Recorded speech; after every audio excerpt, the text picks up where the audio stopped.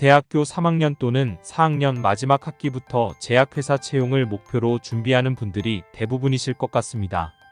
실제로 많은 분들께서 제약회사 이외의 산업군을 동시에 준비할 수도 있지만 일부 분들께서는 제약회사만을 목표로 취업 지원을 하는 경우도 볼 수 있었습니다.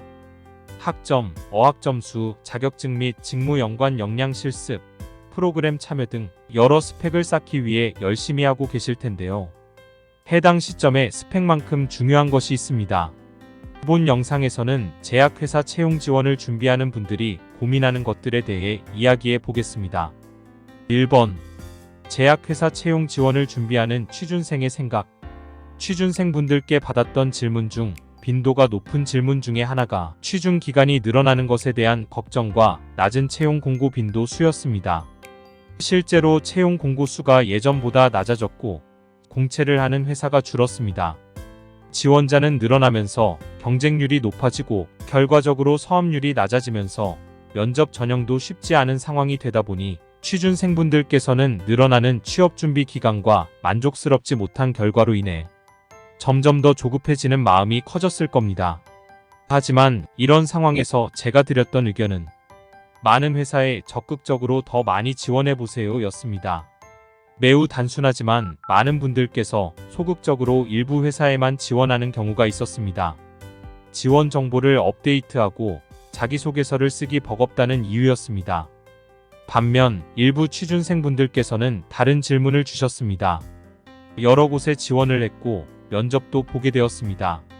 취업을 하긴 했는데 그 회사 가도 괜찮을까요? 어려운 질문이기도 하지만 실제로 질문하는 순간 질문자분은 답을 이미 정했을 가능성이 높습니다. 취업이 안 되다 보니 규모가 작은 회사를 포함해 적극적으로 여러 곳에 지원을 했는데 막상 취업 통보를 받고 보니 실제로는 그 회사가 부족한 부분이 보였고 입사를 하려고 보니 아쉬움이 남는 것입니다. 면접은 회사가 지원자를 평가하는 자리이기도 하지만 반대로 지원자님도 회사를 평가하는 기회입니다. 회사의 인상과 면접관으로 만난 대표 임직원을 통해 이 회사가 내가 열정을 다해도 될 곳인지 알아보는 자리라는 말입니다. 현실적으로 거주지 환경을 고려해 출근이 정상적으로 가능할지, 회사 외관이나 시설은 괜찮은지, 면접 과정에서 인사평가 단계나 인사팀 직원들의 수준은 어떤지 등 직접 입사 후 다녀보기 전까지 모르는 것도 있지만 외부에서 볼 때 판단할 수 있는 부분들도 있습니다.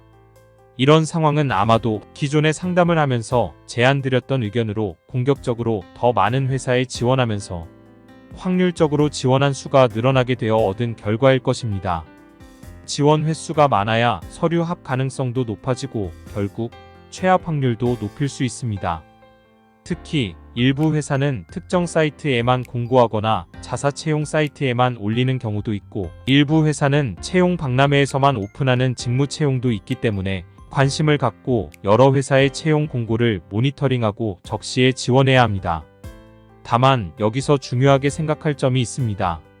취업되고 나서 입사 고민이 들 회사라면 지원 목록에 넣을지 뺄지를 지원 전에 고민해 보셔야 합니다.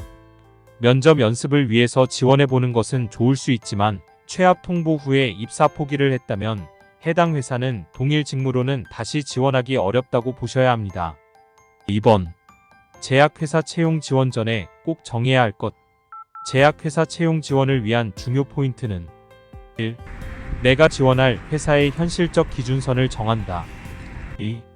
최소 기준치 이상의 회사 채용 공고 진행 시 무조건 지원한다.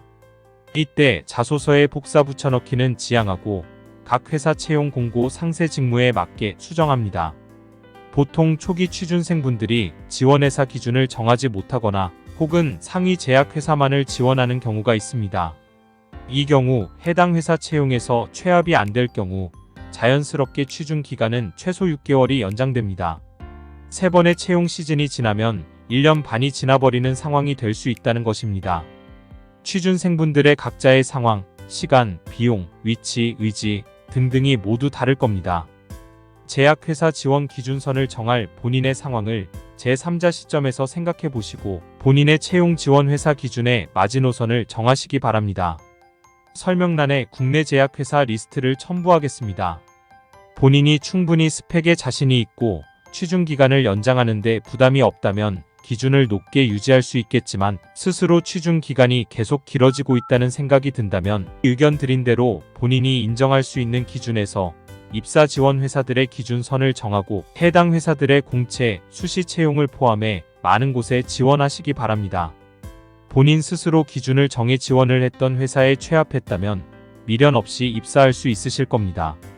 그럼에도 불구하고 취합 이후에도 입사 고민이 든다면 본인의 솔직한 기준에서 현실적인 마지노선을 정하지 못했다고 볼 수 있습니다. 이 경우에는 다시 입사 지원을 할 여력과 여건이 되는지를 생각해 보셔야 하고, 그게 아니라면 입사 후 경력을 쌓거나 재직하면서 이직을 하는 방향도 생각할 수 있습니다. 본인만의 확고한 기준을 정하시고 꾸준히 지원하시길 바랍니다. 최종 합격 통보 받으시고 고민 없이 입사하시길 기원합니다.